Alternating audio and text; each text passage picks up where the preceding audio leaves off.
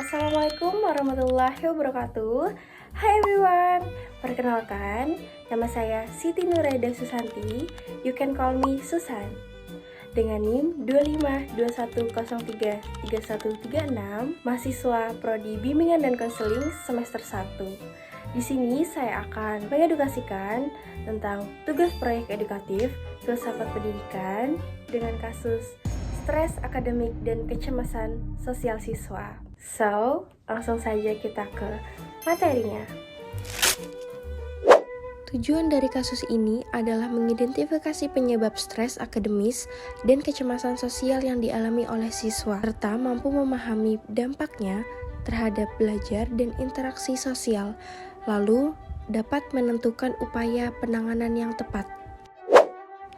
Paparan kasus, seorang siswa mengalami stres akademis dan kecemasan sosial akibat tuntutan belajar yang tinggi, seperti banyaknya tugas, tekanan nilai, dan harapan dari orang tua dan guru. Siswa tersebut sering merasa takut gagal, sulit berkonsentrasi, dan mudah cemas saat menghadapi ujian. Selain itu, siswa juga menunjukkan kecemasan sosial seperti takut berbicara di depan kelas, menghindari diskusi kelompok, dan merasa khawatir dinilai negatif oleh teman-temannya. Jelas, kondisi ini membuat siswa menarik diri dan prestasi belajar dapat menurun.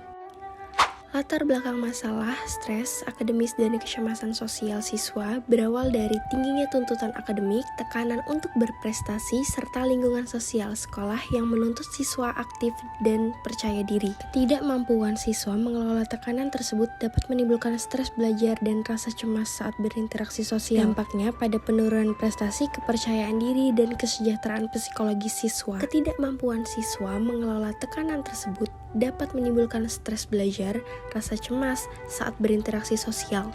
Di sini, peran konselor sangat penting untuk membantu siswa mengenali masalah yang ia alami, dapat memberikan bimbingan dan konseling untuk mengelola stres serta kecemasan. Diharapkan menumbuhkan kepercayaan diri siswa.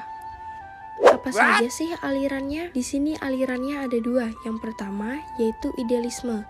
Prinsip utamanya, pendidikan menekankan pengembangan akal, nilai moral, dan spiritual. Kebenaran bersifat tetap dan bersumber dari ide atau gagasan, dan peran guru sebagai teladan yang berpusat pada pembelajaran. Yang kedua, aliran realisme. Prinsip utama, pendidikan berfokus pada realitas dan fakta nyata. Pengetahuan diperoleh melalui pengamatan dan pengalaman inderawi, dan pembelajaran menekankan logika, ilmu pengetahuan, serta keterampilan yang praktis. Analisis kasus. Aliran idealisme memandang peserta didik sebagai makhluk rasional dan spiritual yang memiliki potensi moral dan intelektual yang harus dikembangkan. Idealisme dapat menyelesaikan masalah melalui pembinaan nilai, penalaran, dialog, dan keteladanan guru. Dan sebaliknya, aliran realisme memandang peserta didik sebagai makhluk yang belajar dari pengalaman yang nyata dari lingkungan sekitarnya. Realisme dapat memecahkan masalah dengan mendekatkan faktual dan praktis melalui pengamatan latihan, eksperimen, dan penerapan secara langsung.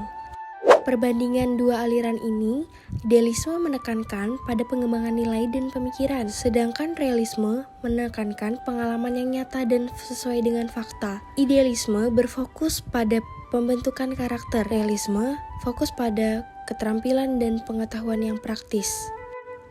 Implikasi terhadap BK. Yang pertama, layanan BK yang relevan, meliputi konseling, individu, kelompok, informasi, dan konsultasi dengan guru atau orang tua untuk mengatasi stres akademis dan kecemasan sosial.